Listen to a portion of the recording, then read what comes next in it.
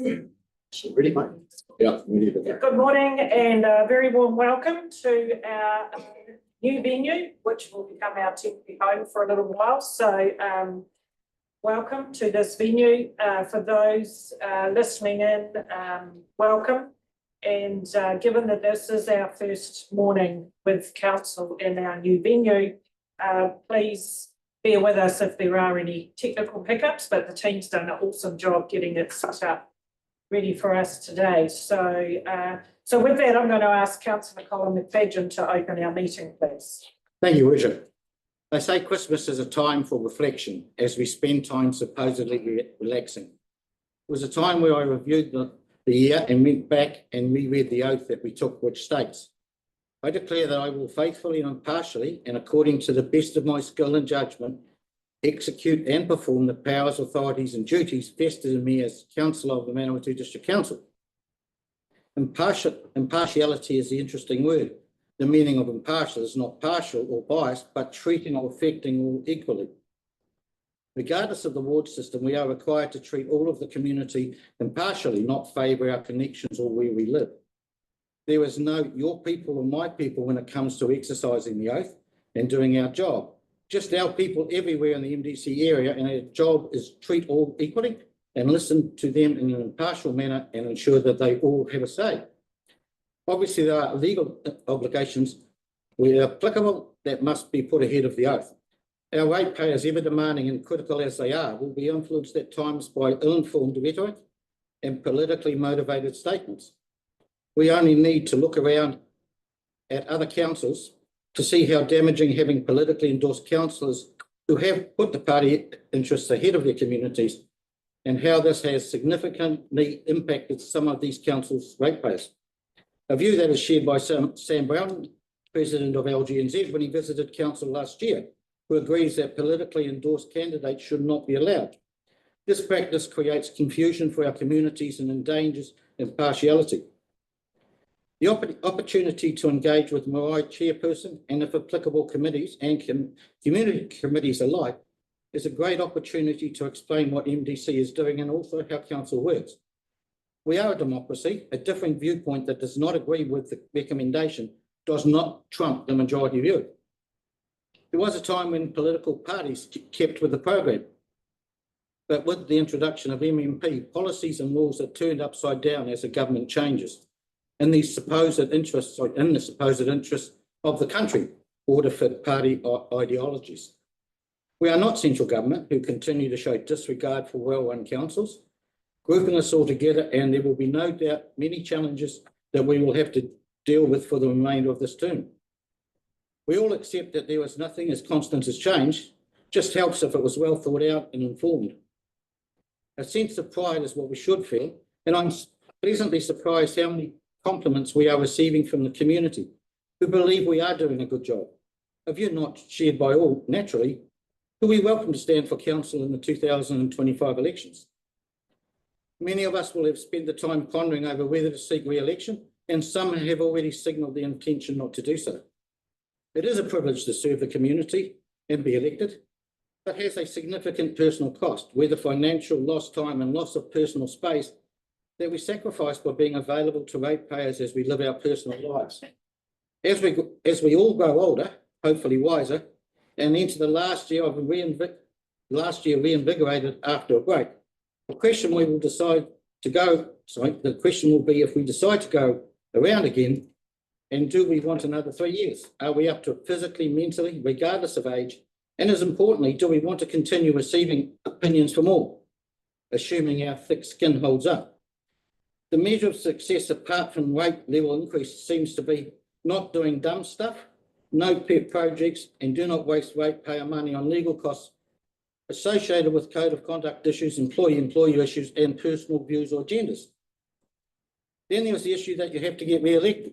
For some, this may be harder than others. And press coverage is a player, sometimes greatly improve one's chances, even if the individual's press coverage is negative. Nearly finished. And somewhere in politics, rooster to feather duster is only one email, or one social media post, or one telephone call, or one action, or one indiscretion. And for each of us, only one voice of 12. So to get anything done, the majority support is needed. To achieve anything that has been personally championed was successful because of colleague support. Thank you. Thank you. It's for reflection. Let's move to the next item. Andrew's just going to give us a briefing of our health and safety protocols in our new venue. Morning everyone and welcome. Yes, there's a general brief about obviously new building, just making sure we're aware. Obviously been here for a little while. So please, if you do notice fire or smoke, obviously normal evacuation procedures, please evacuate up the nearest emergency exit. And follow the instructions of the fire wardens. Fire exits to the rear of the building and then out to the right through like there's the roller door, and then obviously through this exit through here as well. When the facility is occupied, the roller door must be up, and it's obviously just to make sure we're able to effect an easy evacuation. Fire alarms, switches at all the emergency exits, but please, if you do trigger a switch, also please call 111 because this building is not connected to the main system, so it will not automatically go through to the fire service. So you will still need to call 111 to actually get fire service here. Assembly points. So your primary assembly point is right outside of the ambulance bay, basically at the end of the Rose Bowl car park there. And then your secondary is just on the corner outside of Farmer's Sun, right on the corner there. But please go to the primary first. So yeah, evacuation procedure, if the alarm sounds, follow fire warden instructions, exit calmly and proceed to the primary assembly point. And obviously if the primary is dangerous, head to the secondary. And please do not re-enter the building until cleared by FEMS or fire warden. Fire wardens for us will be Ash and Steve, but also the St. John's staff that work here while they're in operation as well will be fire wardens, and they'll be identified by those vests with warden on the back. Medical emergencies, please call 111. There is a 24-hour community defibrillator just outside of the ambulance bay there, and 111 will be able to give you the code for that, or the staff here. And first aid kit is located in the kitchen area. And earthquake drop cover hold, obviously under the desk, hold on to the legs of the desk.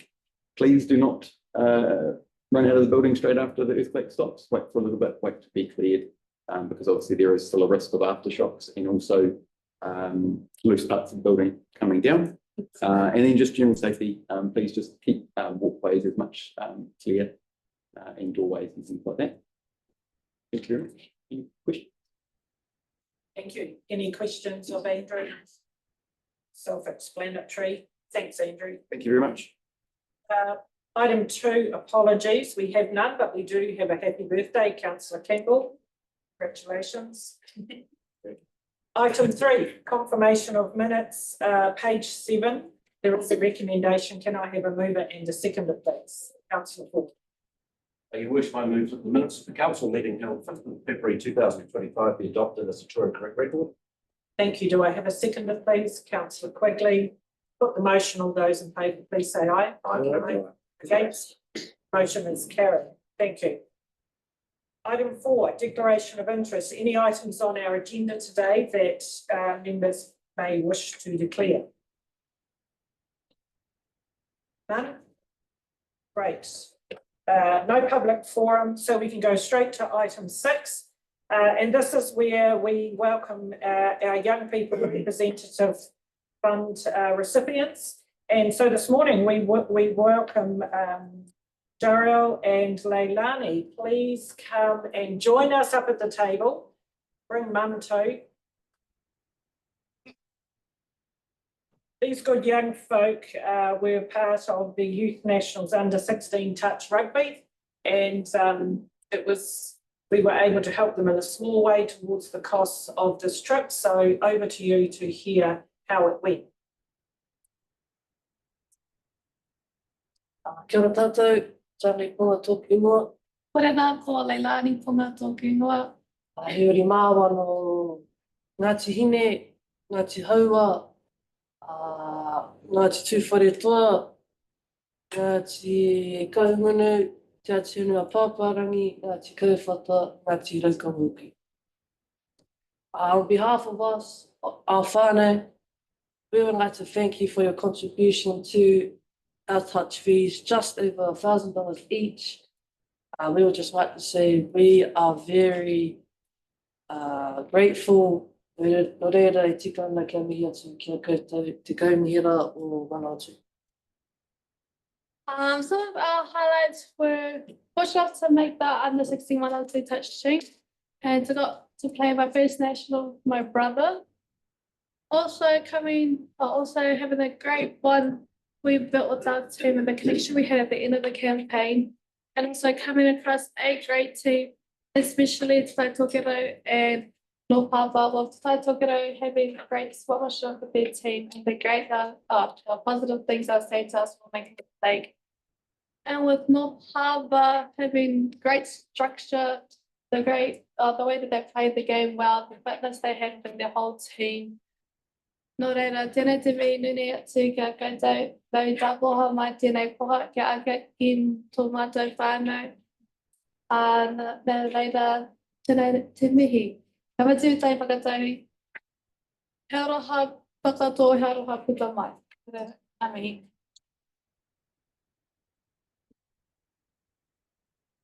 Thank you. So, how did you get on with, where did you end up in the tournament? Where did your team end up? Well, unfortunately, we didn't receive the result we wanted as the last place. That's okay, you participated. But other than that, Do better next time. Yeah. And another question is, what is your goal now? our goal is to achieve higher and hopefully get the result that we want and need. That's what we achieve, strive to achieve. Excellent. Any questions from around the table? Councillor Bell. It's so tahi pini na ki aku ramutu, piti piti, nā moko tōna te rere o kaiwhata hoki, tina koutou. Ki aku e te whanaunga, tēnā te mihi ki aku mō tō mahi, mō tō tūpuna, nā mihi. Just a quick question. In terms of your training, how long did you train before you entered the tournament? Was it an intense training right before? So we did about, I think it was about 2 to 3 months of preparing for this campaign. So it was about one training every week for about 9 weeks. And then obviously summer break of Christmas, so we had a little bit of a break there. And after that, we got straight back into it. Trying to come out with the results that we wanted at this tournament. Yeah, that was how it was before the campaign. A little bit cheesy for you to say, but you've only got up from here, so I think you'll do well on the next one. I think the team will. But also just acknowledging how you both spoke today. Te reo Pākehā, both to very much. Mahi kia korua. That's great. What was the score with the post-match?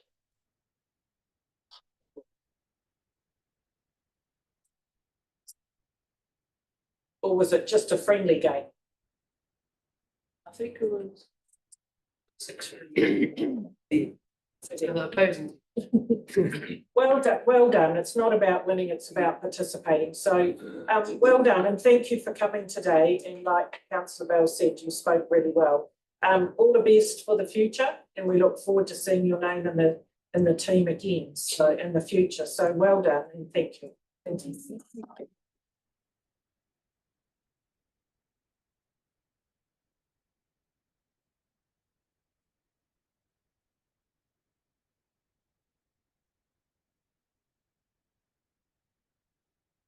Right, we move to 6.3 presentation. This is from Councillor Powell and her role in the young elected members with Local Government New Zealand.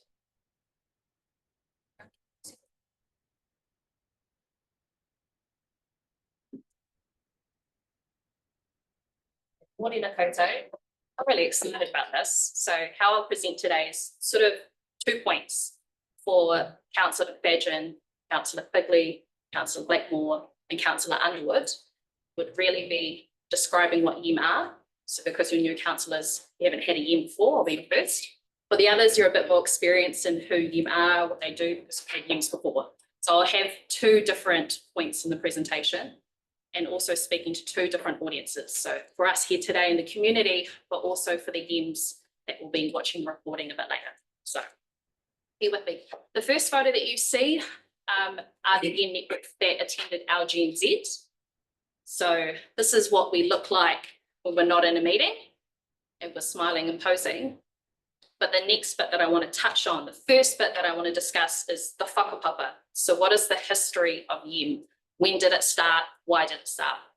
So in 2014, wonderful YIM here believed that YIM were underrepresented in local government and thought it was best that with a small group of YIMs across the country that they meet and discuss what it would look like to create a network that would support elected members that were already in local government, but how would we encourage younger people to participate in local democracy? They had 5 meetings before they decided on what the 2050 vision document would be. And they also decided what the parameters of what the committee would look like. So I put a picture up there of her just to acknowledge the amazing work that she started off with Shinty. Also acknowledging after her was Mayor Campbell Barry and also the president of our GNZ, Sam Horton, that also were instrumental in creating the YIM network. There's sometimes a misconception that the YIM network was created by our GNZ. In fact, it was the need of YIMs that created the YIM network, and then it followed that there would be a relationship with our GNZ. So the YIM were actually established before we were umbrellaed by Local Government New Zealand.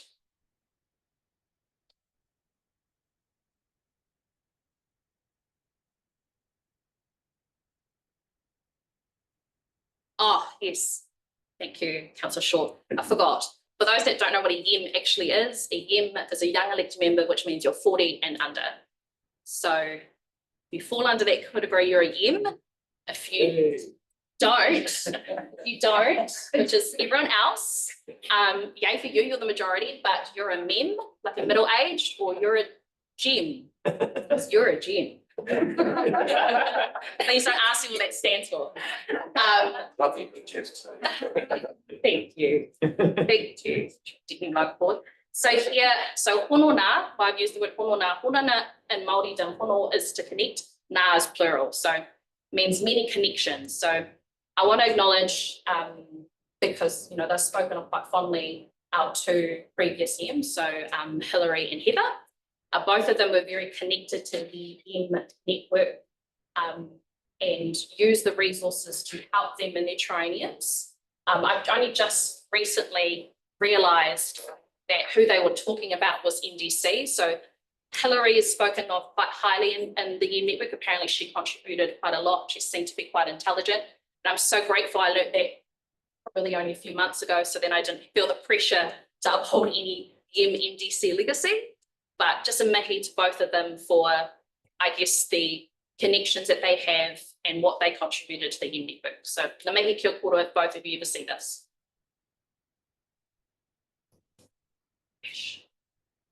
Thanks. Okay, so here, because there's 2 questions, right? What are YIM, but also what is Council of Ours involved? This is the YIM committee.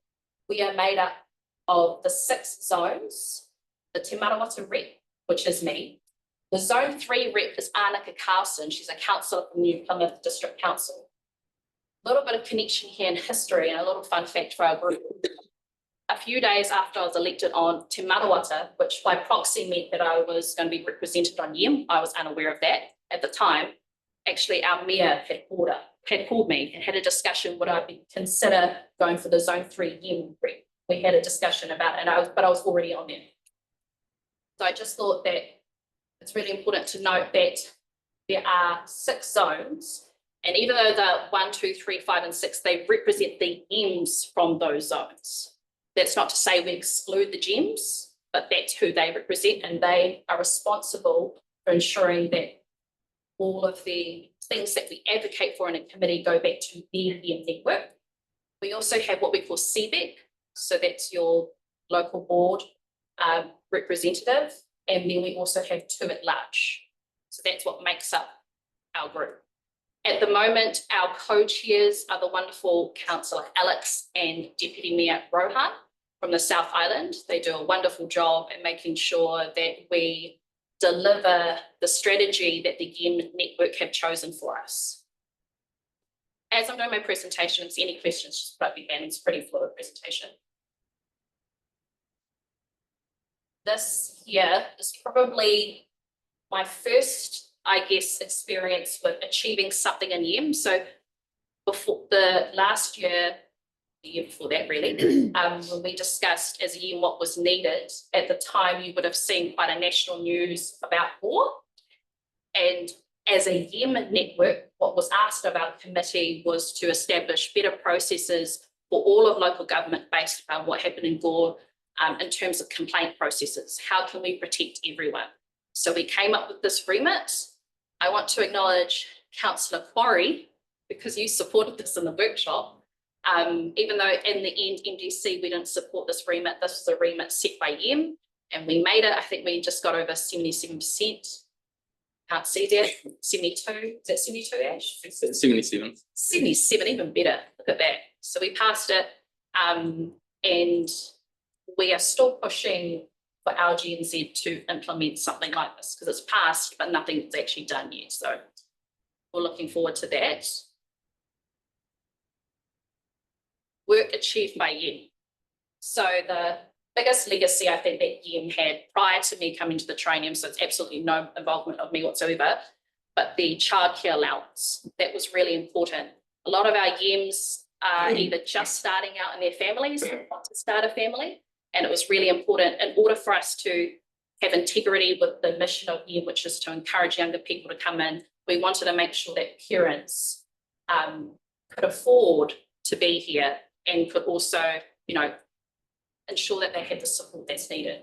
So that's where the childcare allowance came in. We've submitted on a few things that were important to us. So the YEM network voted, and we supported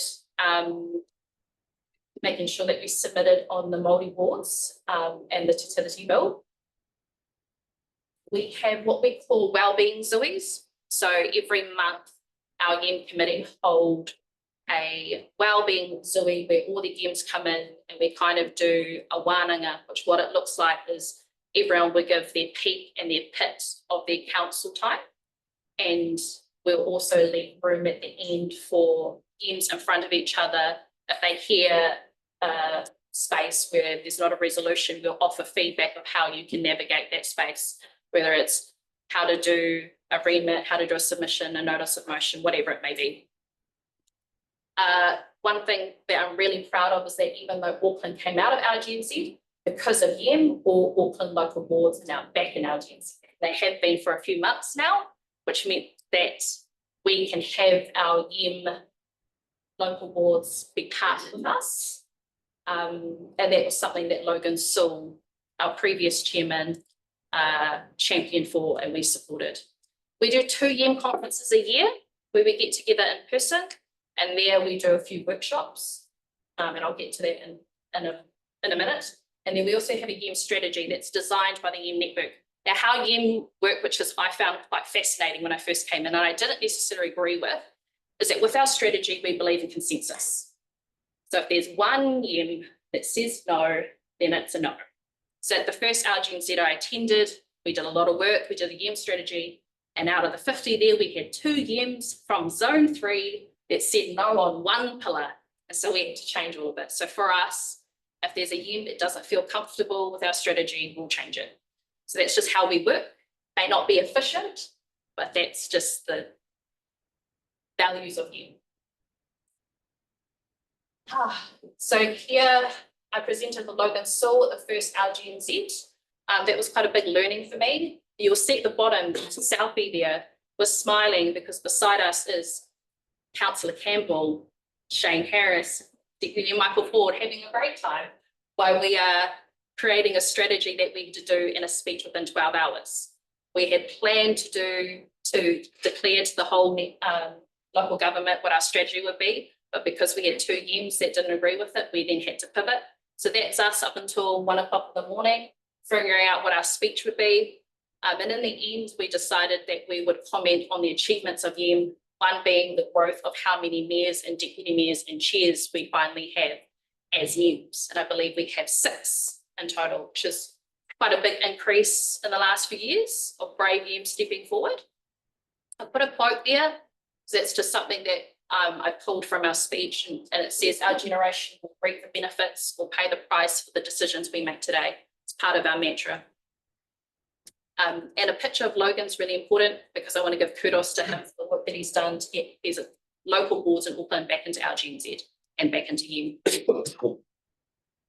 Our first YIM conference in 2023, super privileged. There was 50 of us that went to Waitangi.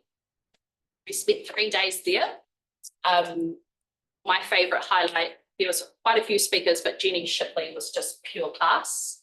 She was absolutely outstanding. She came in and she gave a kōrero about her relationship with iwi, her relationship in local government space and why she went to central government, gave us advice about egos, making sure that we worked hard, but we also rested. So I don't know, her kōrero really resonated with me.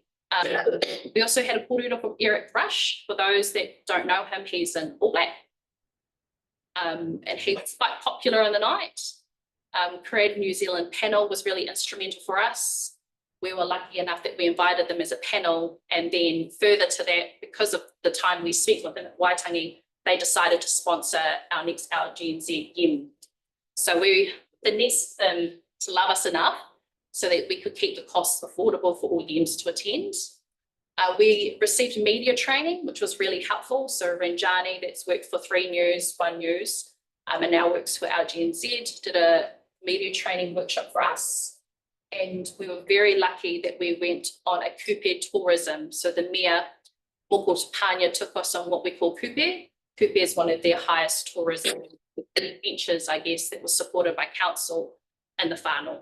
So that was some of the highlights.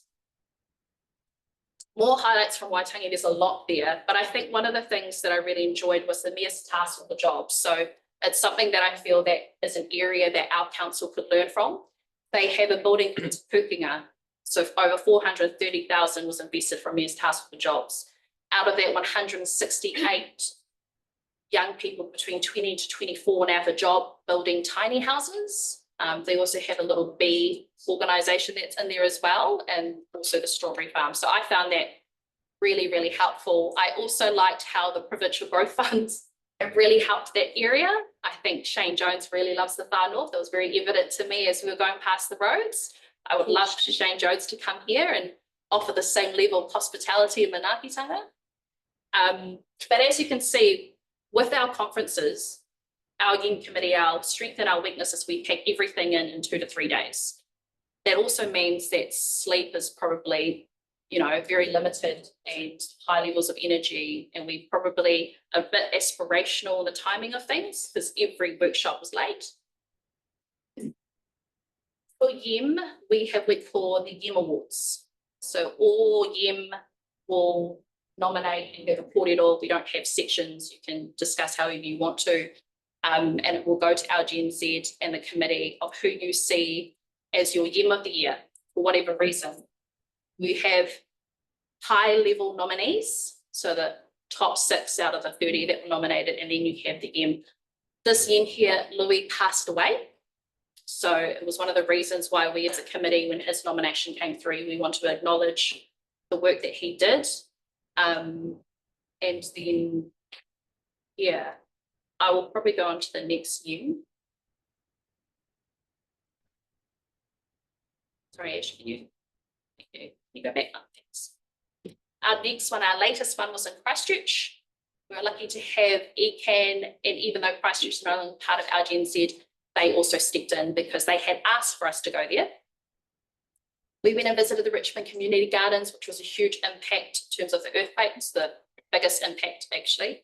To see how a suburb then transitioned into a beautiful garden centre. was quite eco-friendly. In fact, there's a bicycle there that can wash your clothes. So you jump on the bike, it washes and dries your clothes. So it's very creative. I was lucky enough because I missed out the first RGNZ. I was at a year meeting. I didn't get to see the tour, but we got to have a tour of the Selwyn district and have a look at their growth, which I believe was like 40,000 and the space of that. You can see that in the years 2010 to 2023, which was just quite mind-blowing.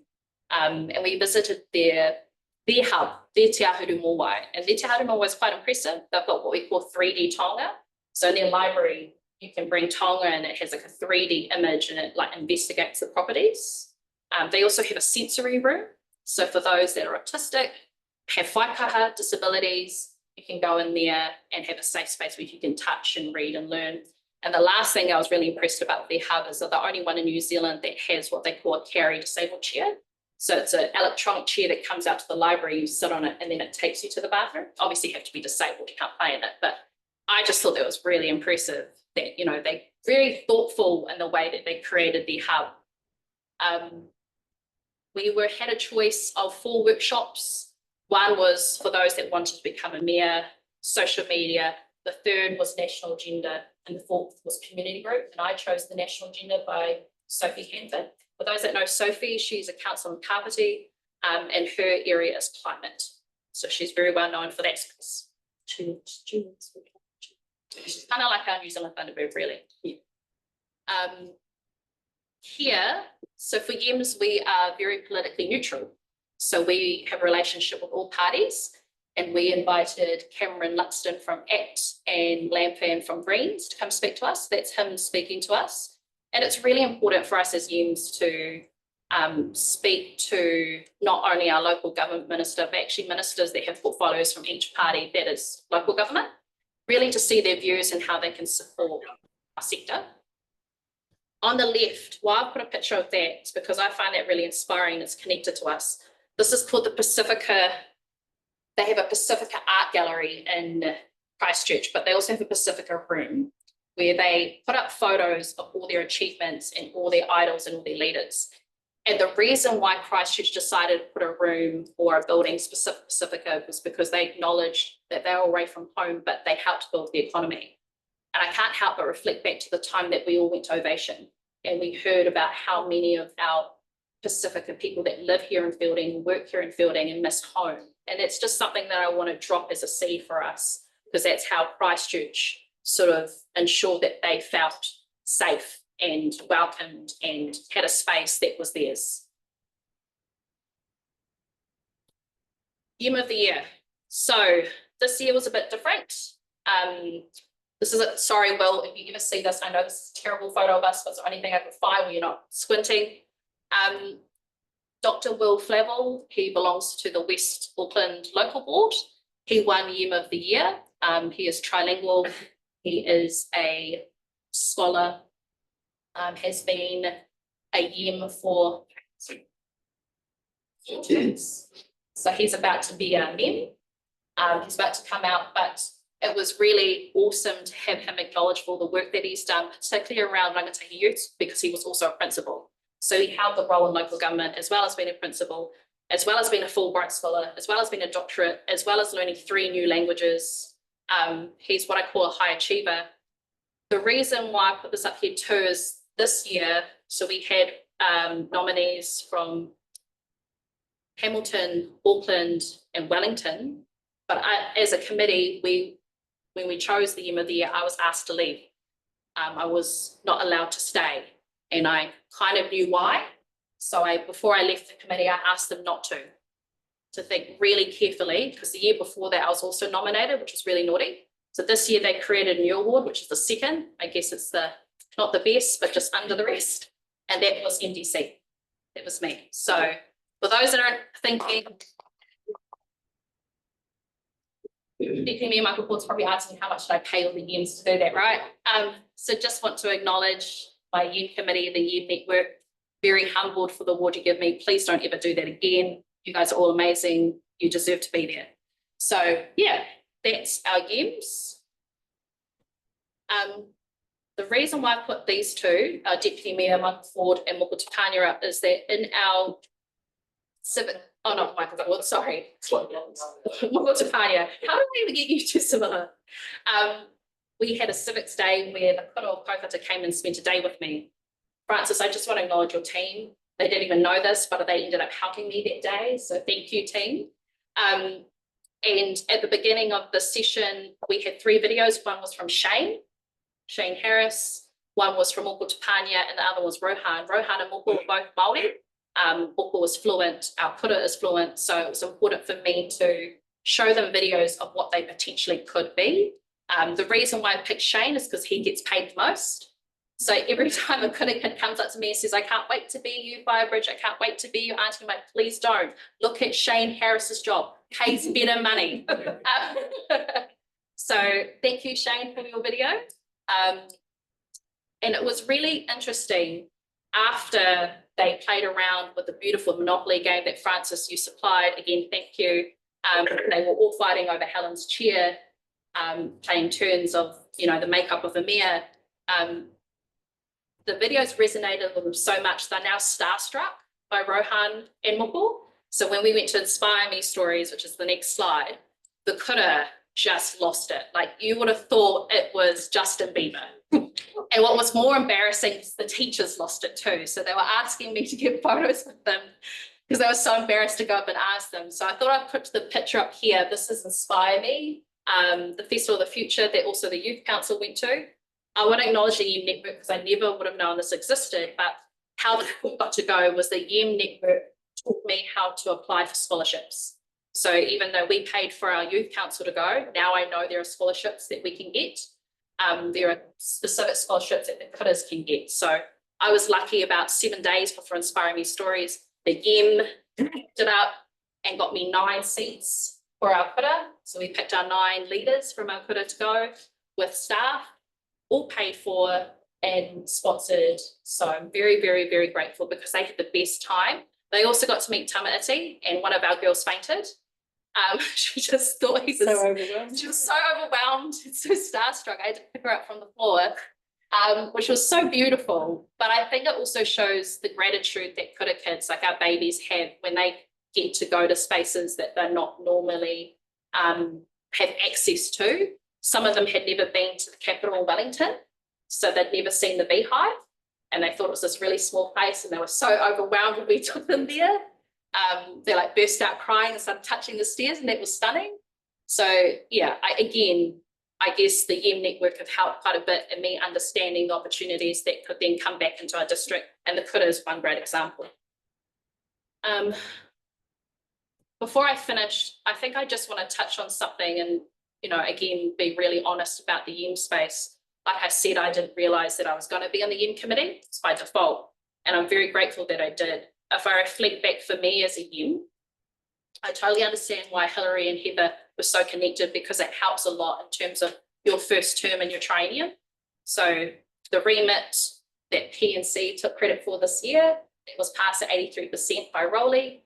To write that, the latest submission on Te Tiriti that I helped write, and my notice of motion for Pariwaha Ngāti Tio, all of that for me was learnt by YEM.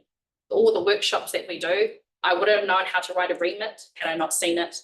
I wouldn't know how to get a submission that could potentially be passed unanimously, and I wouldn't know how to do a notice of motion if I didn't learn that in these workshops. So my professional development, even with me being in the committee, has been quite immense for me. And it means that I don't always have to nag my mentor or any of you to help me a lot, because we have YEMs there that are trained to do that. So the mentoring there has been really, really great, and I'm actually extremely grateful. Awesome. Thank you. That's really enlightening, I learned a lot out of that. Now you talked about the Te Marata group that you also sit on. So is that made up of young people as well, young elected members, or how does that connect with? So Te Manawatū are made up of one YEM and all the rest are gems, probably like hens, like Karoa, a couple of them, say that gently. We are made up of a wahine representative, a tāne representative, a young person, a metro, a provincial, and then local board, Auckland board, and at large. So that's the makeup of it.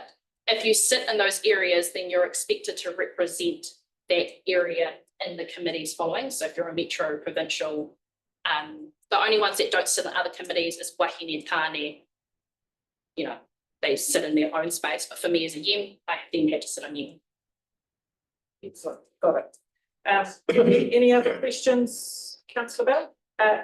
Councillor Black. Thank you. I think I've seen that no one can question your commitment to your role.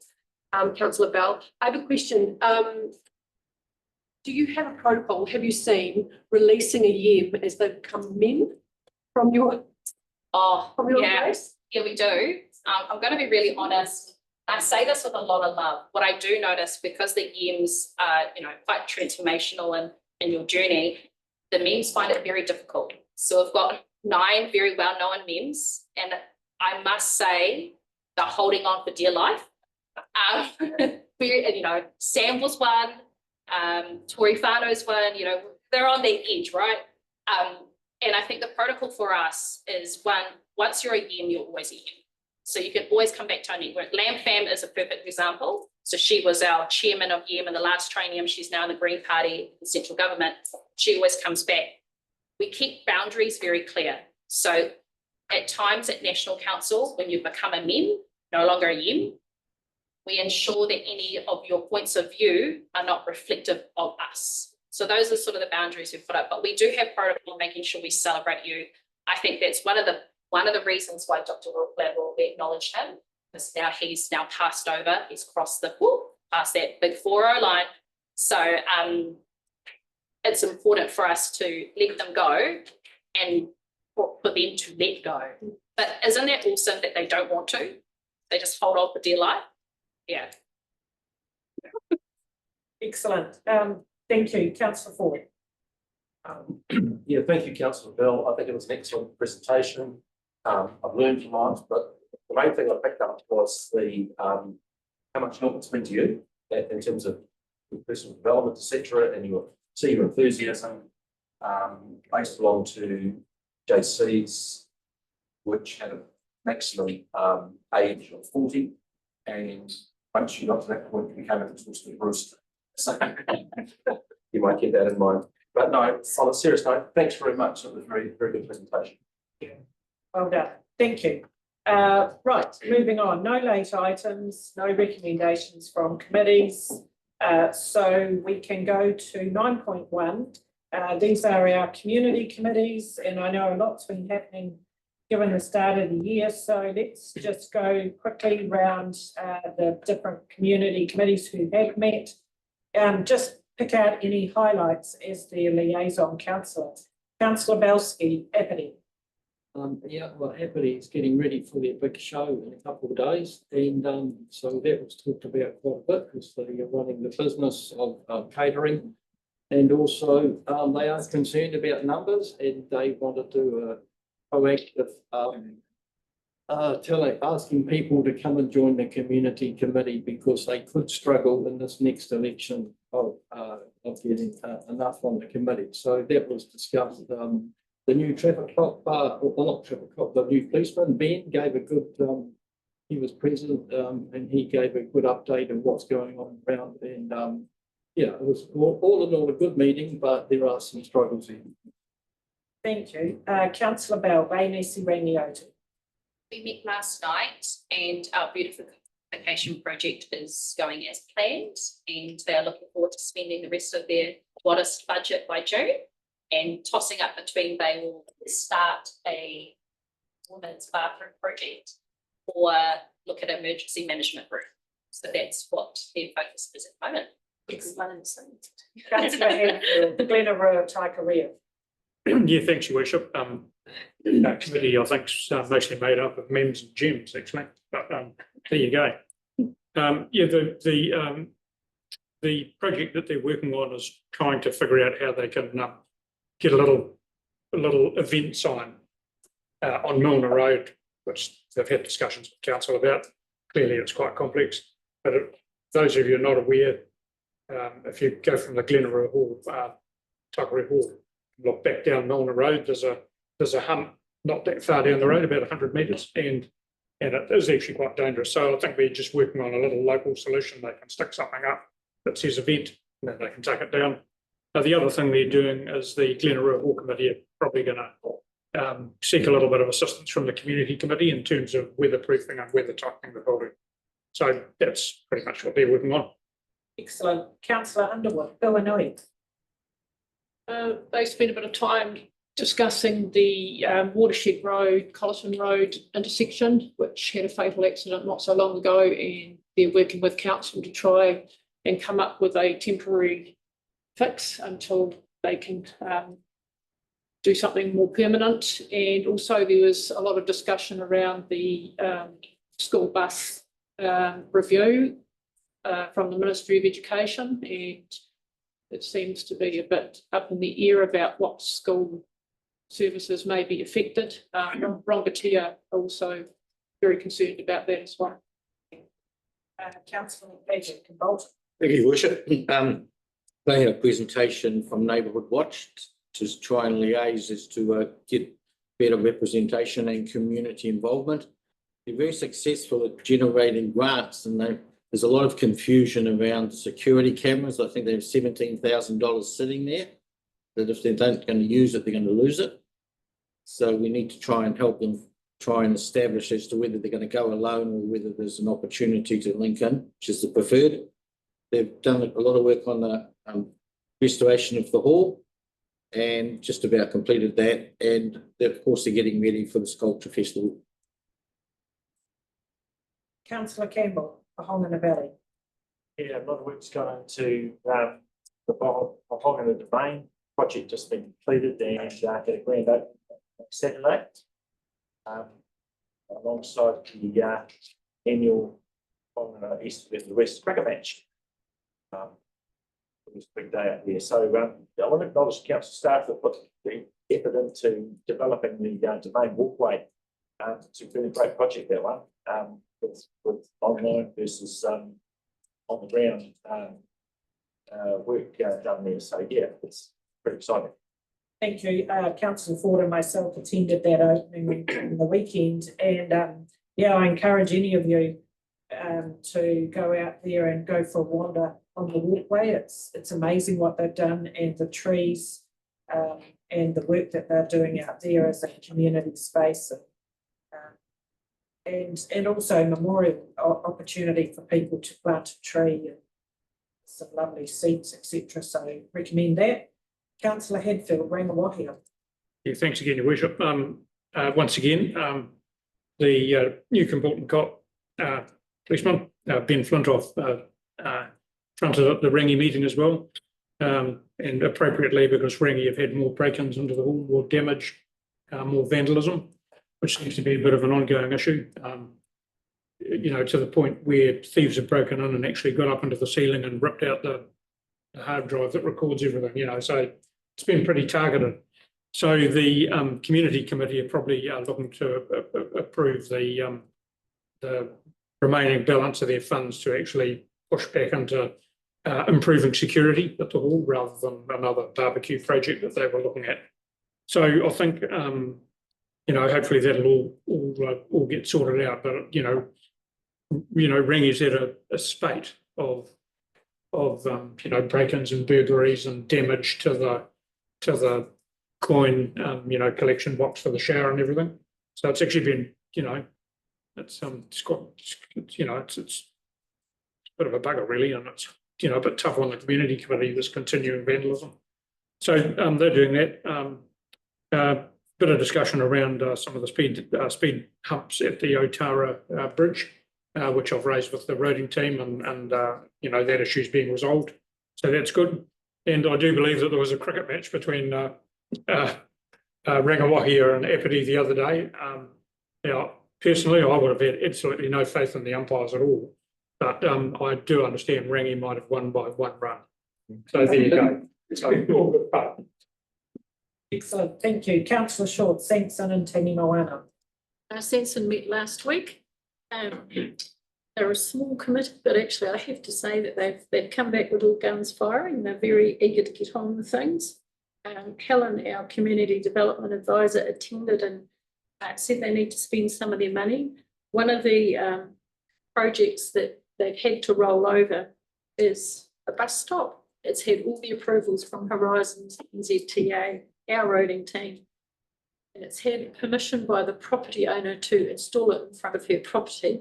But she wanted to build a new fence and said, could we wait until she had done that? And we thought it was going to be by now, and she hasn't. So Helen's gone back and talking to the roading team who are going to approach the property owner and say, we can't keep waiting for the build a fence. So hopefully that will be progressed.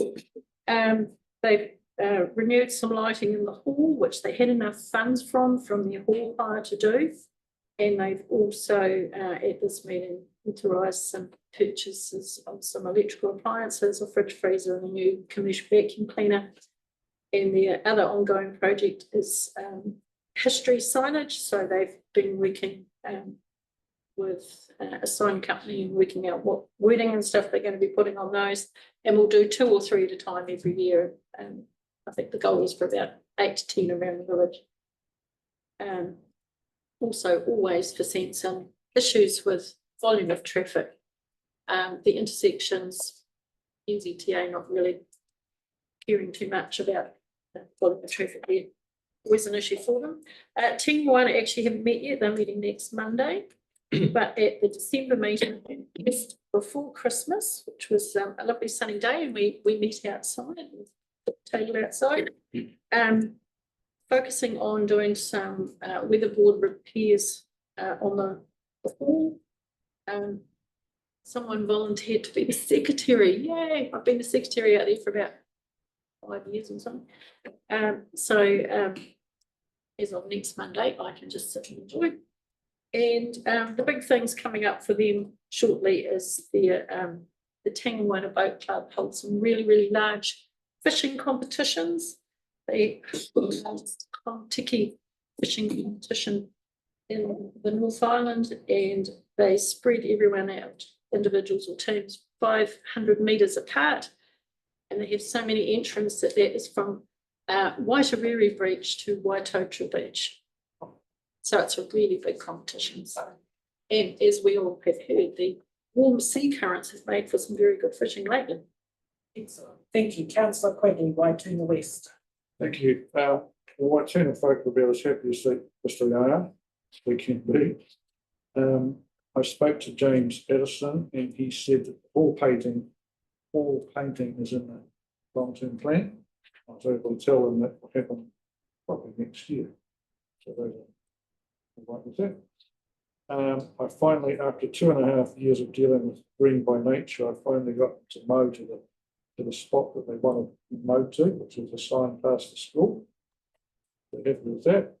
There were some rodent concerns which I passed on to John Jones, and it's been addressed. Great, thank you. Councillor Blackmore, Youth. Yeah, we had a meeting on Monday, it's the second meeting of the year. We confirmed the membership for that one of 12 members for 25. They have elected their chair and the deputy chair. We went through the plan for 2025 with been similar along and different things. And I think for me, the most exciting thing is they're quite keen to be involved in perhaps co-hosting or hosting a Meet Candidates meeting this year. So kind of keep the pressure on there a little bit for that one. And Helen King came along and talked about her role in the community team and the various forms of funding that might be paid. Excellent. Thank you for that. 9.2, any updates for the past month for our Marae liaison councillors? Councillor Ford. Yeah, thank you. I guess finally get my catch up with Kelly Lawson from Chair of Kowhara Marae Trustees. Really enjoyed our time together. His aim is to invite me to perhaps quarterly meetings with the Marae Trustees. And he was going to discuss that with the trustees at their next meeting. I said that I am keen to attend and get involved, but will wait to be invited and will not be pushy. I said that I have a thick skin and people can speak frankly to me. I'm not at all concerned about a safe environment.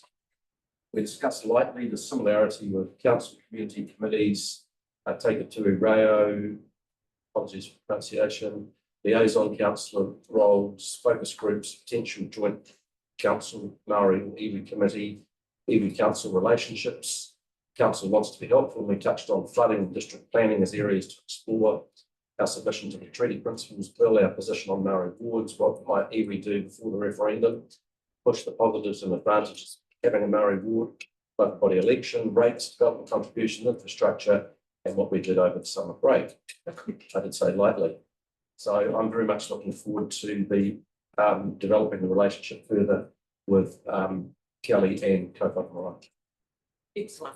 Councillor McFadden. Thank you, Your Worship. I met with Amber, the chairperson for, excuse my pronunciation, Councillor Bell, Taumati Aotua. Welcome. A couple of weeks ago for a couple of hours, I was invited on Sunday to meet with their committee there, which I did, which was very pleasant. They, as they said, they put me in the hot chair, which was fine. And I've since met with Amber again, and we have a path forward and an agreed way that we're going to communicate and actually work together going forward. So we also have a conflict plan to how to handle with that if it does arise. And they also very successfully have accessed the contestable fund and used that funding to put new stainless steel hand dryers in the toilets. So that's progressing along reasonably well. Excellent. Okay. Councillor Underwood. Yes, I met with Huatahi, the chair of the committee for Te Tikanga Marae, and we met at the Palmerston North Library where she works, and had a good discussion. I got educated on the governance model for the marae, and we discussed where we might meet, at least quarterly, and whether I would go to one of their committee meetings, which is on the first Sunday of every month, and she was going to get back to me. Excellent. Thank you. Councillor Belsky. I communicated with Tanya before Christmas, and she said that late February would be the best time to meet her. So I've sent her an email asking her what days when they meet, and yeah, just to start that wheels moving and meeting for the first time with the committee. So that's where we're up to on that. Thank you. It's great to hear we're making progress, good progress. Councillor Hadfield. Yeah, thanks, Your Worship. Yeah, I've touched base with Francis Perry from Tati Marae, and we're meeting up, I think, on about the 27th of Feb. I'm going to tittle over to Martin and catch up with Francis there. Great. Okay, right. We're now going to jump to 10.2. This is Fort Manawatū 6 monthly report, and we're on page 31. And so welcome, Carl and Megan. Come and join us at the table. Yeah. Just make sure you speak up. We haven't got our microphones in our new venue. But welcome. We've read your report and look forward to hearing from you. Thank you. Nice to be in a different space. Good to see some progression of the roof. Obviously, it's been a long-term project that's been bouncing around for a little while. And also, I'd just like to comment on the Pahongana. Yeah, it was cool to be part of that, and it's good to see that it's continuing on and receiving support from council. So, yeah, from what it was a paddock and a grazed cattle and sheep and stuff all over it to what it is now is a credit to council and the investment they've put into it. So, for the community benefit, well done. Yeah, obviously know Megan, you know myself. We'll just do a quick presentation. We'll take the report as read, but Megan will talk through a few of the highlights that we've got. Firstly, I'd just like to apologise for Kelly Shanks not being here. She was planning on being here with us, but she's got COVID. It's rife at the moment, so we've got 3 or 4 people out of the office already with it. And yeah, she was at camp last week with a super spreader, so then yeah, we'll stay here. I think it's the Palmy side of the river that's getting all COVID. Yeah, so she's an apology for that. But firstly, so we'll just talk about some of the high level sector stuff about Sport New Zealand, the trends. So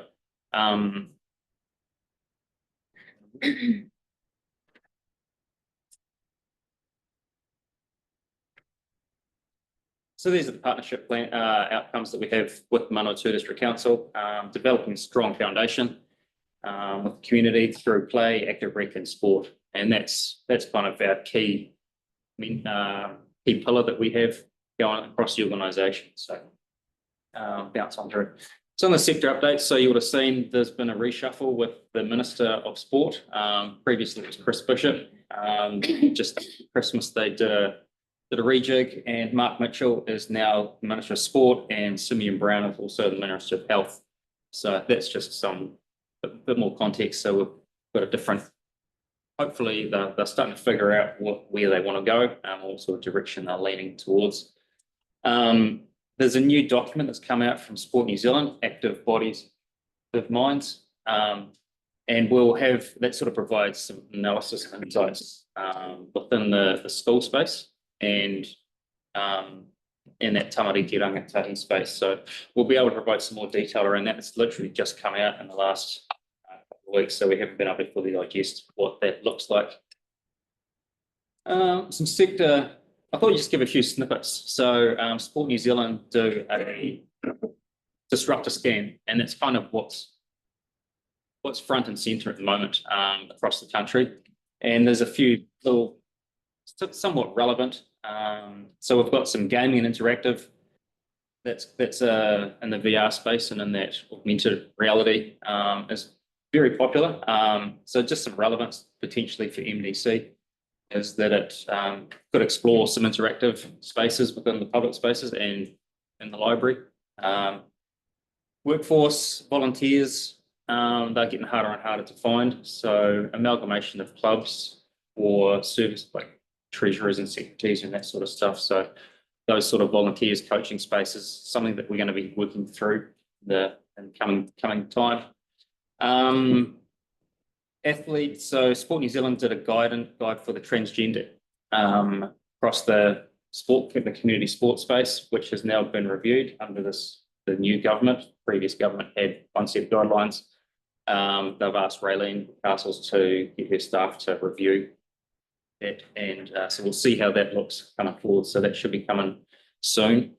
And active transport's also another one, obviously with the speed limit changes and bits and bobs that are going on.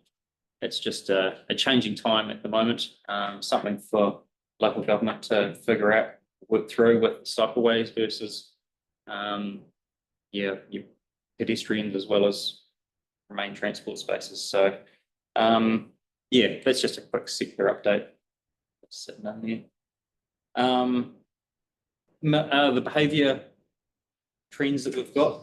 So the numbers outside of our focus areas, I suppose, so adults and young families, that's not where we're putting a lot of our time in. Most of our time is moving towards that rangatahi and tamariki space, with the intention that if they get good habits as a younger, they'll be able to continue on through into the older generation. But the older, or the age group that are not focused on, we're below average in each of the aspects. So it's something that we need to work on and work across the sector and look to improve from there. So these, I don't know if you can see them or not, but I can flick these out to you guys if you'd like at a later date. We have your presentation. Yep, okay, that's included. Sweet. Megan. Thanks, Mike. Cool. So over the 6-month period, we had 2 new funding schemes open up. So we've got 3 altogether at Sport Manawatū, but the 2 new ones are NZCT Active Communities Fund, which we spoke about last time when we came in, and Hewaranga Potama.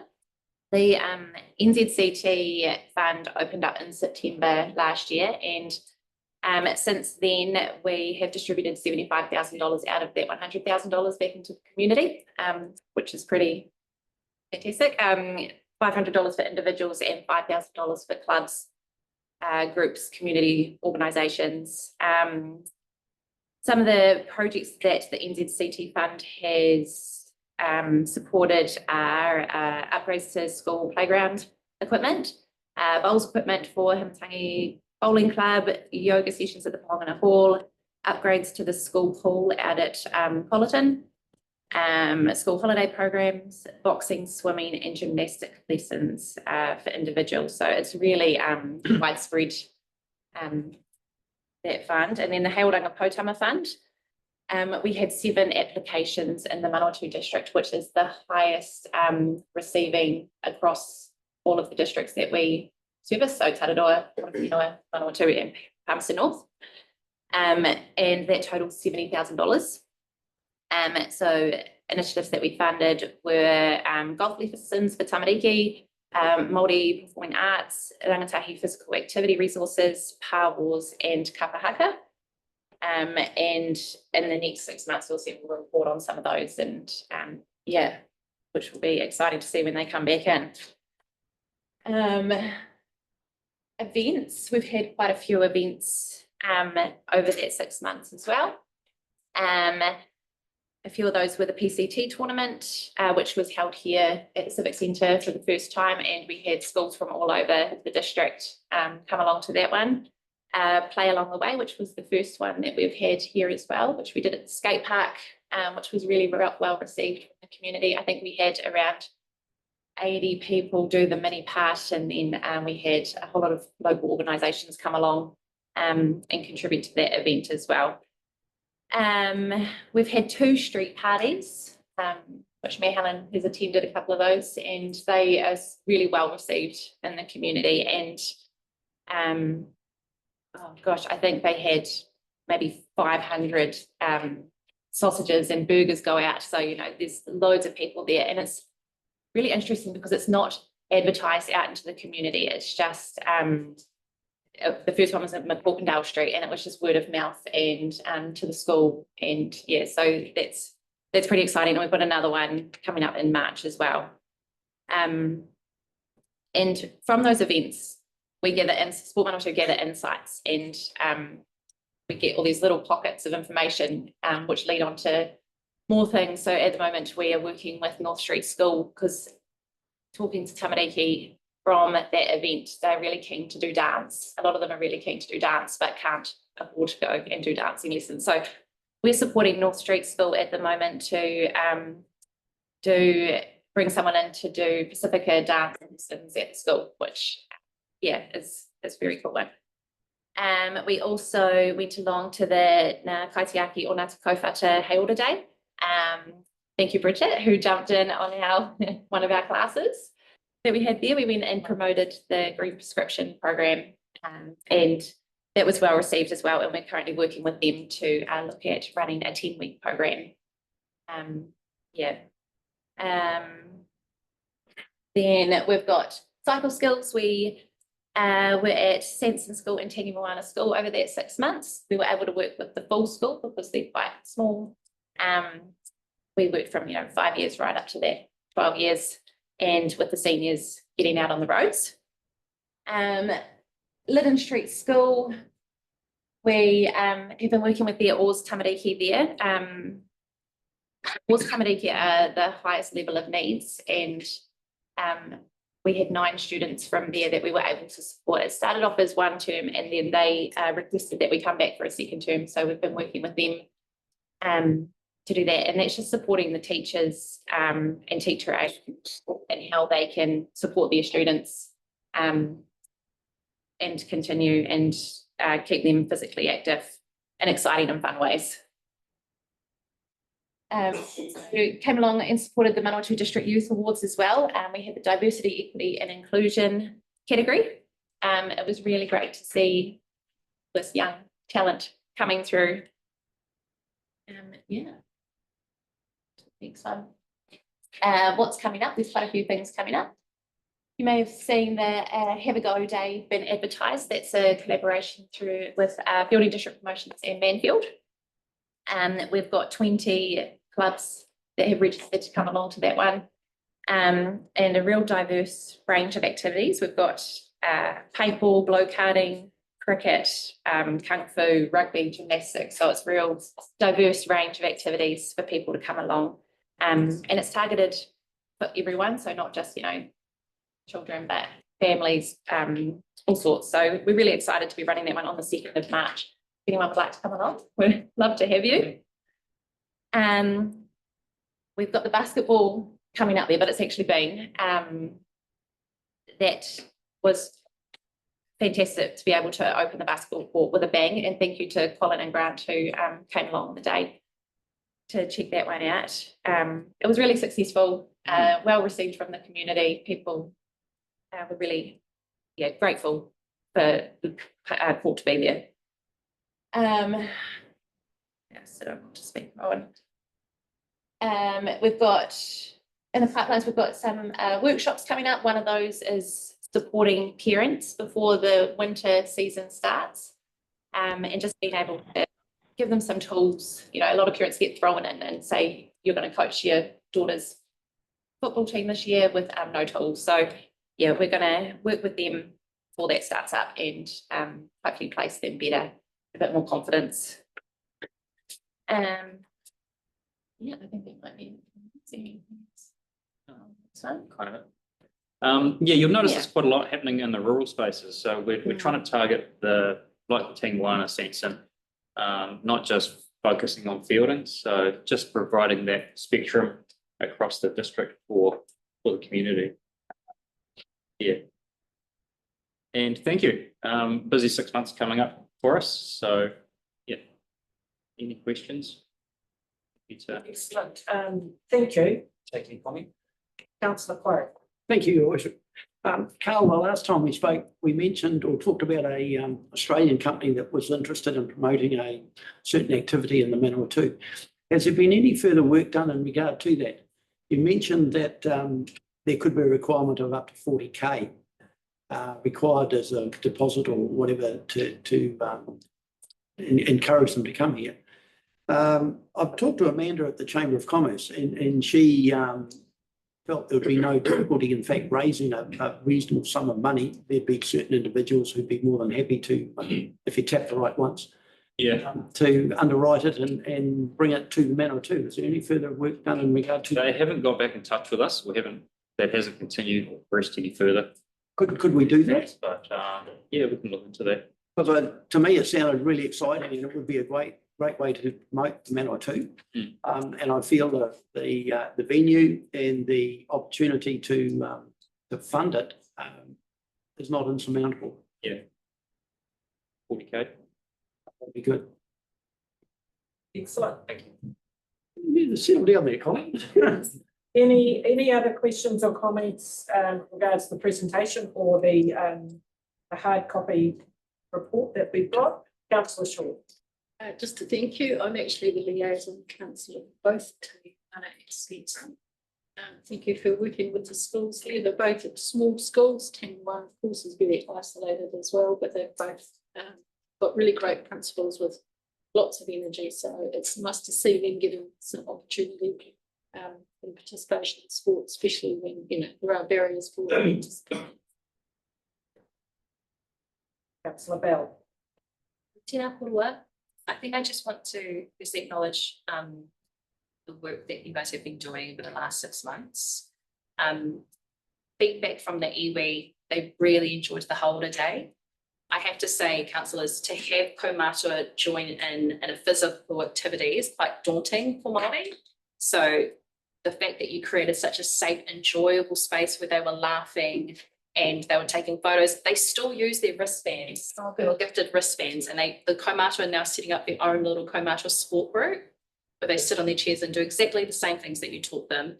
So thank you for impacting that space. It was really stunning. The other thing, the play along the way activity, that was awesome. I've heard so much feedback from our Māori communities on that, and it doesn't surprise me that 60% were Māori. By the just immense feedback that I got. The biggest feedback was, where were you? So acknowledging that. Where were you, Councillor Bell? The other things I want to acknowledge is the He Oranga Potam funding, and I'm really excited to see the reports of those. The riparian planting date Tahiti was really stunning, and they're looking forward to having Councillor Bowski come out and see that, because that's his marae that he's looking after. The kapahaka Aorangi was really awesome because it helped them with the opening of the marae, which some of the councillors here attended.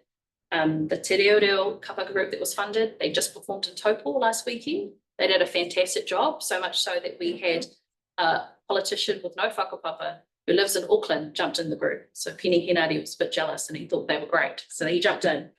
And then the last bit is the Rongo space. They're so incredibly grateful. It's a space where a lot of vulnerable Māori and non-Māori young people go. And just to have that support there, it's been very loud from their feedback too. So I thought I'll share. Thank you. Thank you, appreciate it. Thank you. Yeah, I also want to say thank you for the support that you've been giving the Cactus program.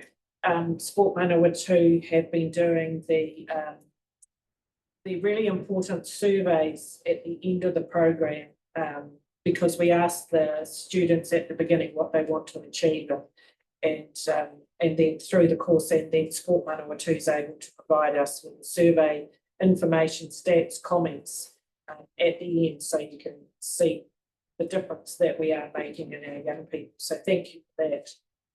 Anything further, Councillor Black? Thank you.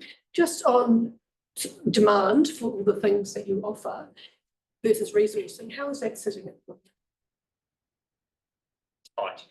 moment? Right. Like everything, we try to be everything to everyone, but we're increasingly having to, with reduced budgets and all that sort of stuff and expenses going up, we are having to reduce the amount of services that we can do. Megan's doing an awesome job over this area. Like that's how she's made these funding funds work, is by being in the community and finding these little nuggets where we can disperse, like the North Street program.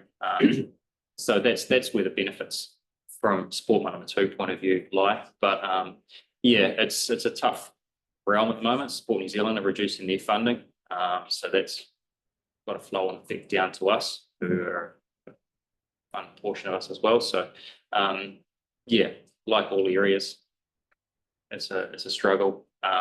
We try and we don't do it for the money, we do it for the love. And these stories that we hear from Councillor Bell is just awesome. Just to hear that kaumātua or continuing that on is brilliant. So I'll pass that back on to our green prescription team. So Do you get any corporate sponsorship? no, but it's an avenue that we may have to look at. It's a difficult space because you're guilty by association. There's only particular areas that we can be associated to. I'm sure KFC would give us thousands of dollars, but I don't know if that's the area that we want to get down to as well. So yeah. Thank you. Thank you. And yeah, just a big thank you for the work that you do, and especially for your report there.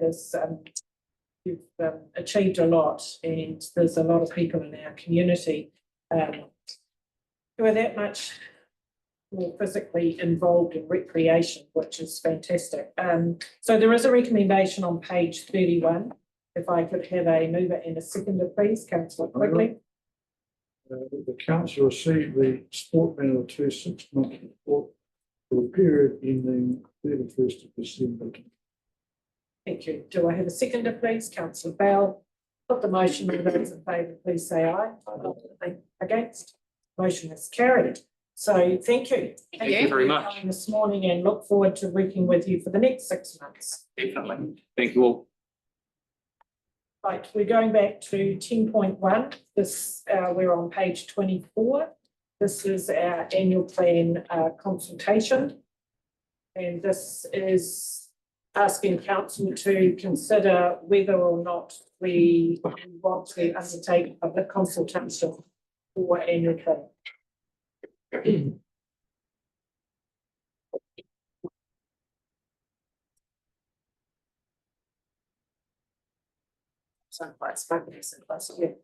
Thank you, Linda. Yeah. Good morning, Your Worship. Yens, Mems and Gems. So this paper is talking about the annual plan and seeking a decision on whether we should consult or not. Officer's recommendations that we don't consult. When you look at the initiatives that we've discussed to date, it's officers' views that none are significantly or materially different from year 2 of the RTP, which means it therefore doesn't consult. We've In the report, on page 27 and 28, we have a table which very briefly runs through the initiatives we've discussed today, and just gives a very short kind of statement about why we think each one is not significant enough to consult on. And that's pretty much a summary of the paper. We've taken the rest as we. Thank you. Right, let's open it up for questions, comments. Councillor Campbell. Yeah, thanks, David. Amanda, I'd agree with the recommendation that we don't consult. If you look through the projects that we've sort of shuffled deck chairs a little bit, but not significantly. So I think in the long-term plan, we went out with proposed rate increase around 6%. That figure has really changed significantly. Alongside the debt levels, which I think we're hitting around about 120 million, and they're not going to be significantly different to that. So yeah, I don't see any need to consult. It doesn't. I would understand it doesn't. People can still submit on any project, by way of just writing to us or appearing at the council meetings. So to go through a whole process of consultation is expensive, time consuming. I recommend we don't do it. Thank you. This Councillor Belsky. Yeah, I think also some comments. It's straightforward and it doesn't, it's like a real recommendation. Thank you, Councillor Your Quarry. worship. Sorry, I couldn't hear a word you said, Councillor Belsky. Oh, sorry, I better shout. No, I agree with Councillor Campbell and his words, and I agree with recommendations from the officers that we don't go into consultation. Thank you. Councillor Quarry. Yeah, I'd agree with those comments, Your Worship. I think the main point that needs to be highlighted is that people feel they cannot submit. And I try and stress the point that if they're unhappy with certain aspects or wish to submit, by all means they can submit in certain aspects. So I believe the propaganda that comes out from council does stress that point that people can still submit on the annual plan. Thank you. Councillor Shearer. Yeah, I agree. Also, I think there could be a good comms opportunity here to say that your council has listened.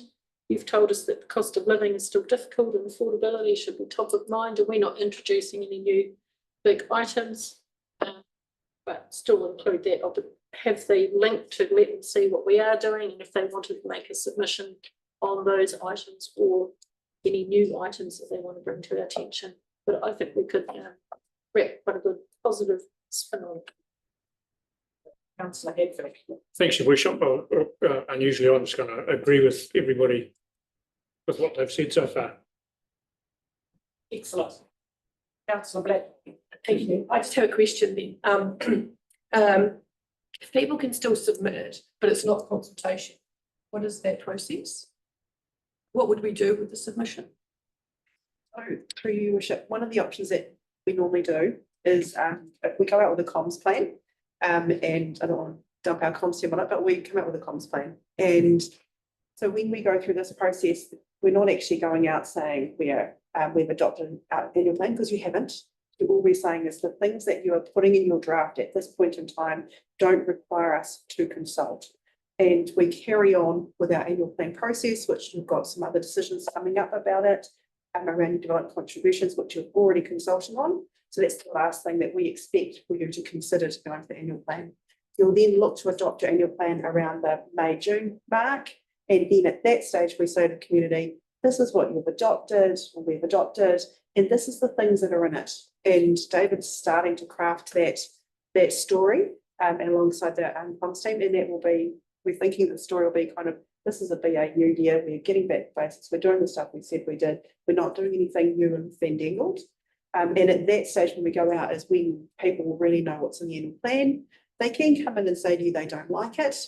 They can come in and submit to council, any of those times. And you could at some stage decide not to go ahead with a project that's in your annual plan. That is always your prerogative to do. But they might come back with something new and you might go, oh, we'll keep that for the next annual plan. Thank you. So if there's no further comments, there is two recommendations on page 4. If I could have a mover and a seconder, please. Councillor Ford. Yes, I move that in accordance with section 95(2)(a) of the Local Government Act 2002, Council does not undertake consultation on the draft annual plan 2025-26 on the basis that the changes under consideration for that plan are not significant or materially different from year 2, the long-term plan 2024-34. And 2, Council notes that following the adoption of the draft annual plan 2025-26, the Council informs the community of the adoption of the annual plan through normal engagement channels, focus on communicating what is planned for the year ahead. Thank you. Seconded by Councillor McFadden. Any further discussion? I'll put the motions. All those in favour, please say aye. Aye. Against? Motion's carried. Thank you. Thanks, team. And I agree, this is a good news story, and whether the media will pick it up or not, but we need to promote it ourselves as far as we can, and we can do that through our community committees and RIs, etc. So we're moving now to 10.3, and we're on page 61. This is seeking our approval to publicly notify the draft freedom camping bylaw.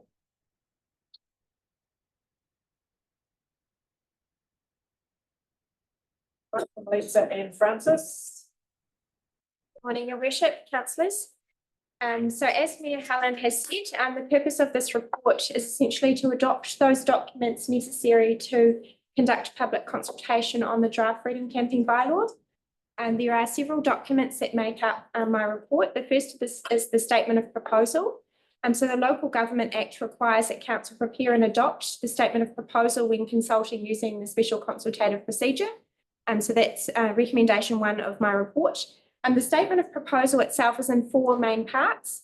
The main body of the document includes the introduction to the bylaw and why it's necessary, a summary of the key decisions that council made during the findings and options assessment phase, the initial assessment against the Bill of Rights Act, and a summary of the key changes we're proposing to make to the bylaw through the review.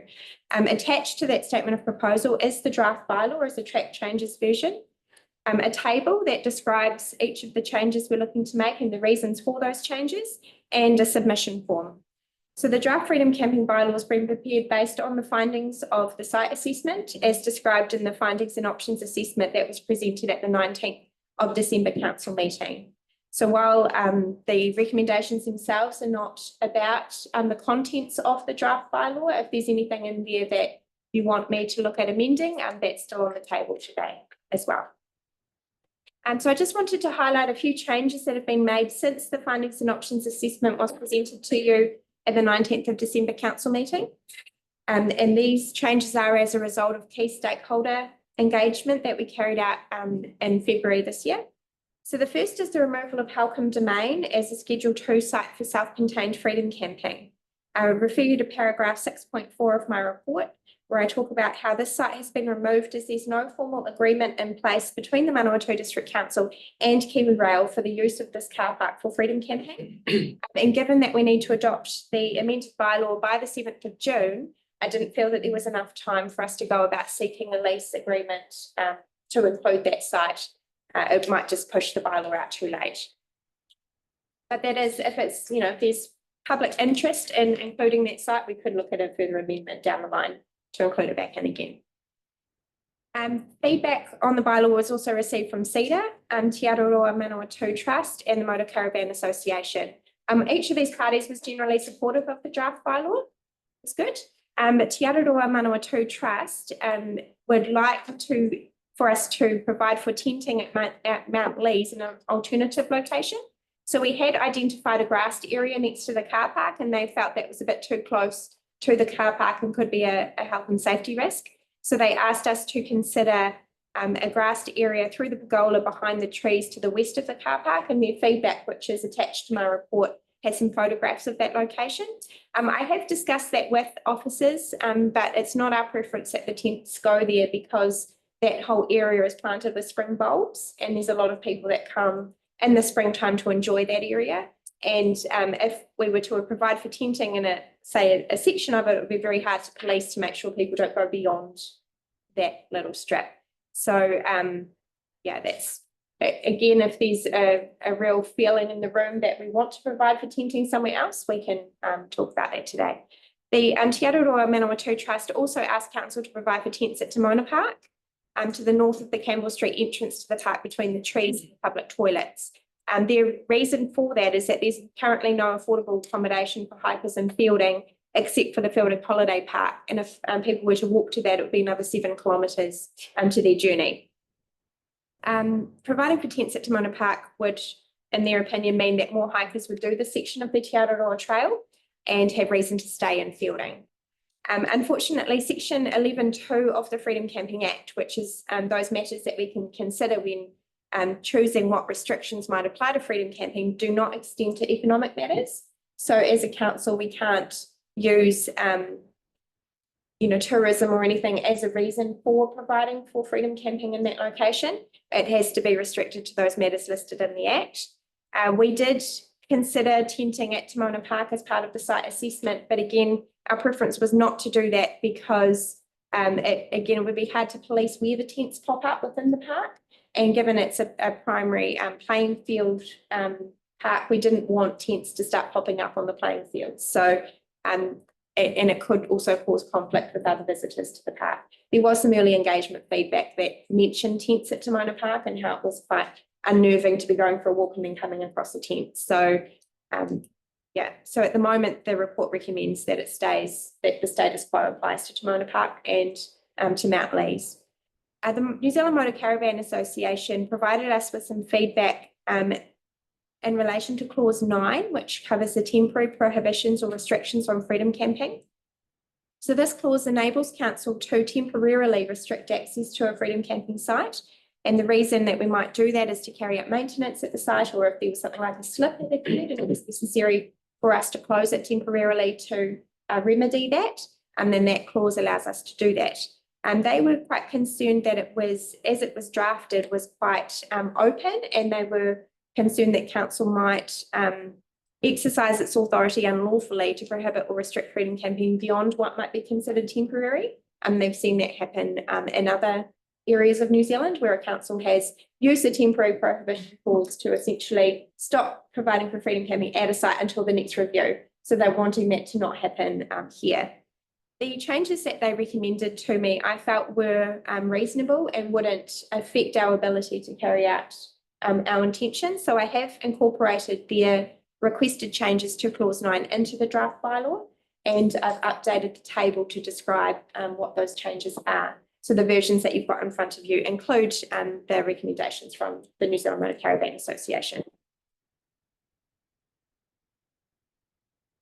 So in terms of finalising the document, Victoria has designed a front cover for the statement of proposal, so it will look a lot nicer than it does in your agendas. And those documents will be packaged into a single PDF, which will be put onto the web page during the public consultation period. So that's the Make Your Mark site. Hard copies will also be made available at the Manawatū Community Hub libraries and from the temporary council office at the Makino Aquatic Centre.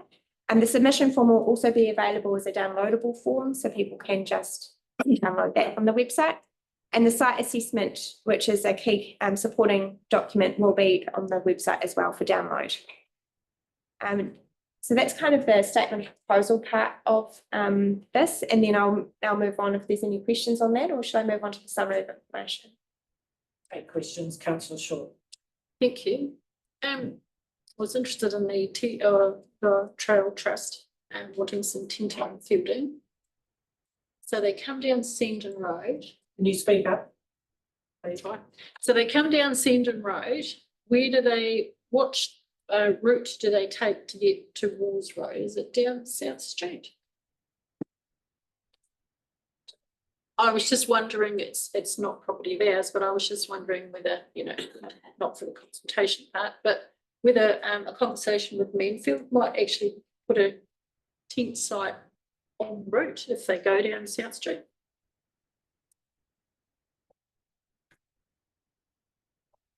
questions, councillor Underwood?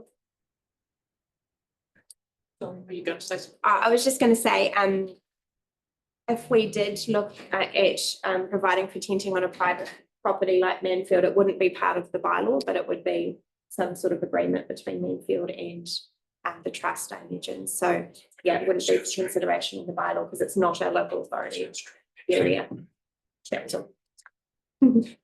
I was just wondering about the temporary closure of a site. How is that notified? Do you just put a sign up saying that the area is closed for a certain length of time? Or, you know, how do, like people arriving there maybe 6 o'clock at night in the winter, are they redirected to another site or anything like that? Yeah, there is. I'm just trying to find it in my notes here.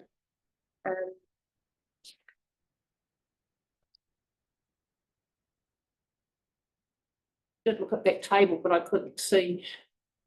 So in clause 9, it says that council would need to define the area where the temporary prohibition or restriction applies by a map or a description of its locality and give appropriate notice to the public and key stakeholders, including a time frame and criteria that are to be met for the temporary prohibition or restriction to be lifted.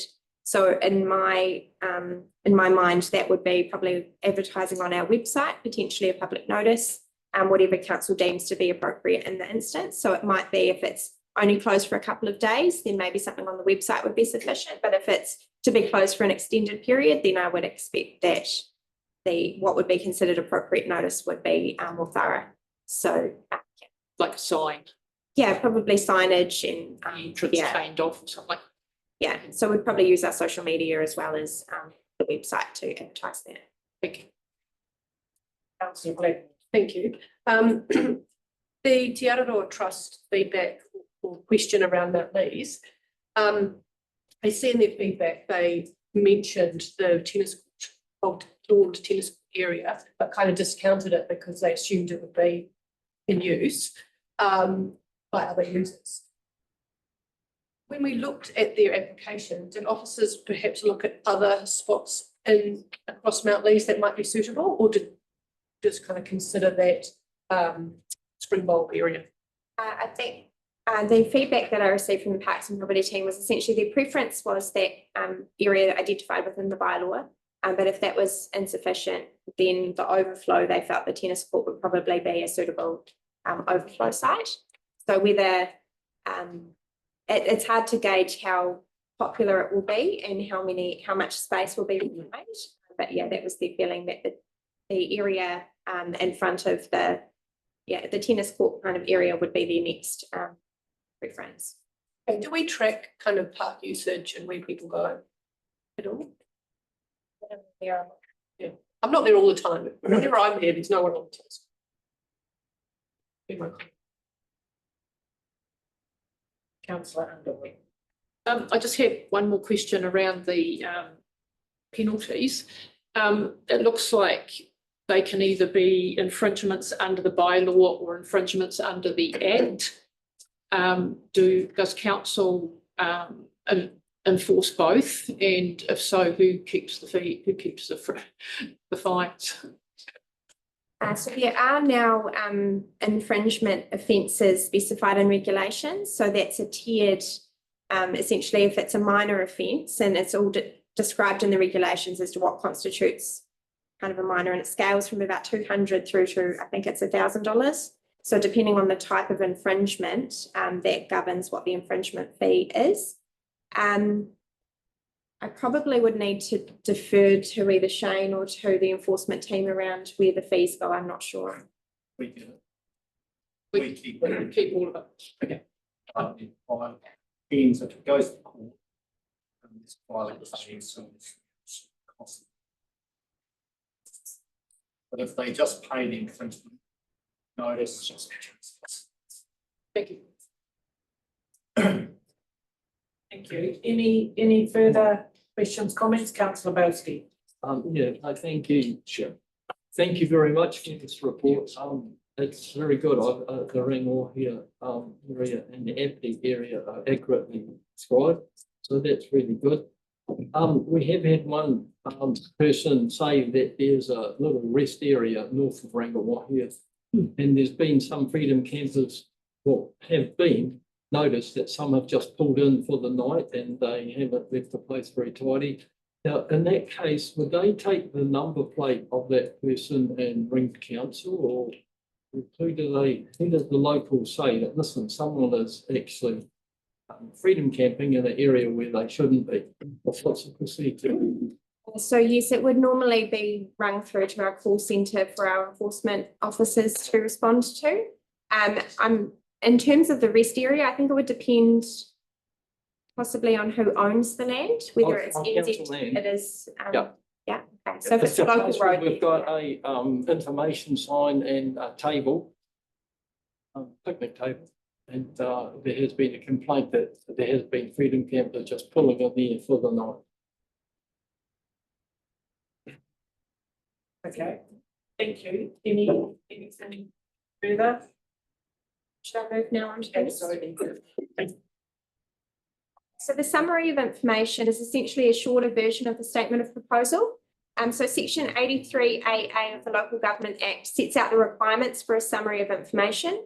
The section states that a summary of proposal must be a fair representation of the major matters in the statement of proposal, be in a form determined by the local authority, and indicate where the statement of proposal is available, and state the period within which persons interested in the proposal may present their views to the local authority. So we've kept all those requirements in mind while drafting the summary of information, and we're satisfied that those requirements are met. However, before council can adopt the summary of information in accordance with the requirements of the Local Government Act, council first needs to confirm that whether it considers on reasonable grounds that a summary is necessary to enable public understanding of the proposal. So that's what recommendation 2 of the report is. So the statement of proposal must be adopted when consulting using the special consultative procedure. The summary of information is essentially an optional extra, and it's just a briefer version that would be easier for us to pass out to the likes of community committees and to have available at events like the farmers market or the family fun day. So it's just like a leaflet essentially that we could hand out. But the important point to note is it doesn't replace the statement of proposal as our key consultation document. So we would still be referring people to read the full information which is in the statement of proposal, but it's essentially to direct them where to go to get the information that they require. So we think it would be useful, but it really is a call for you guys whether you think that as well. So now just going on to the options outlined in my report. So section 3 of the report outlines the options available to council. Option 1 is that the council adopts the statement of proposal and or the summary of information today. Option 2 is that council requests amendments to either of these documents prior to us going up for consultation. If the changes are minor, the intent is to make those after the meeting, and recommendation 4 of the report enables the chief executive to approve these final changes to confirm that they've been made in accordance with the minutes of the meeting. If more significant changes are needed, then that could result in a delay to the start time for our consultation period. Section 12 of the report outlines next steps. So it's our intention to publicly consult on the draft bylaw using the adopted statement of proposal and summary of information from the 27th of February until the 28th of March. Public consultation will be carried out in accordance with paragraph, it should be 6.15 of the report, not 6.12. I added in a few extra paragraphs before. So that's an update there. So what we're proposing is to publish a public notice in the Fielding Rangitikei Herald to make live the Have Your Say on the Manawatū engagement site, which will include the online submission form and links to the various documents we talked about today, to notify key stakeholders. In addition to those that we consulted on with the draft bylaw earlier this month, we would also include all of the community committees, campgrounds and holiday parks, rental car companies, freedom camping agencies, promotional agencies and other interested parties. So that would be a broader spectrum of people than we've talked to so far. We'd also have a stall at the Fielding Farmers Market on the 14th of March and at the Family Fun Day at Victoria Park on the 16th of May. Oh, that should be March, not so then following all of that, a hearing will be held on the 17th of April for those that wish to speak, with deliberation scheduled for the 1st of May and adoption on the 15th of May for final decisions. So that's kind of where to from here. That completes my. Excellent, thank you. Any questions or comments before we go to the recommendations? No. So on page 61 and 62, we are seeking three or potentially four, which way we want to go, although nothing's been raised about needing any amendments. So 3 recommendations there. Do I have a mover and a seconder? Comment, councillor Bell. Just a couple of comments before we move in. At my in Rangiato Wainisi committee group, had spoken to them about soon the opportunity to submit. Their concern was that they weren't on the map at all, and they have areas of interest that they believe should be prohibited. So I thought I might just vocalise that now, that they will be participating in the submissions to look at being put on the map. The second thing I just want to comment on, it's not a critique, but it's just something that we might look in the future. Your list of stakeholders, like quite a thorough list, but something that I felt was missing was probably keeping Fielding beautiful. They probably were a group because freedom camping seems to be one of their biggest concerns in their meeting, and they're quite active in that space. Although in your reporting you mentioned that Hurley Head Reserve was protected in the prohibited space, which is what Keeping Fielding Beautiful had advocated for in previous submissions, but just thought I'd add them to that list. Thank you. Any further questions, comments? Otherwise, do I have a mover and a seconder, please, for our recommendations? Councillor Black. I move one, that the council adopts the statement of proposal Annex A, including the following attachments. A, the draft freedom camping bylaw, attachment 1. B, table that describes the proposed changes to the bylaw and the reasons for the changes, attachment 2. And C, the submission form, attachment 3. And 2, that in accordance with section 83(1)(a)(2), council considers on reasonable grounds that it is necessary to prepare a summary of the information contained in the statement of proposal to enable public understanding of the proposal.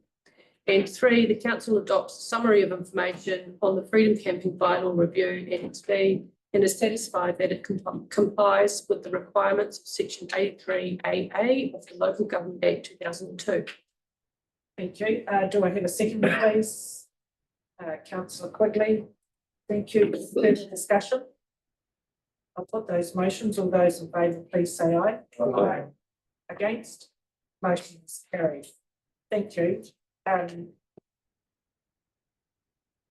Yeah, thank you for the work that you put into that, and it'll be interesting to see what feedback we get submission-wise consultation. Thank you.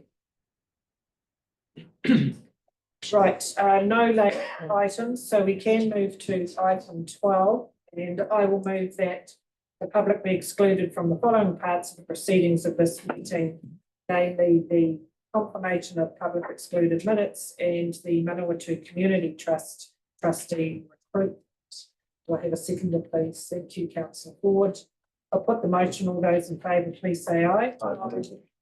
Against? Motion is carried. Thank you.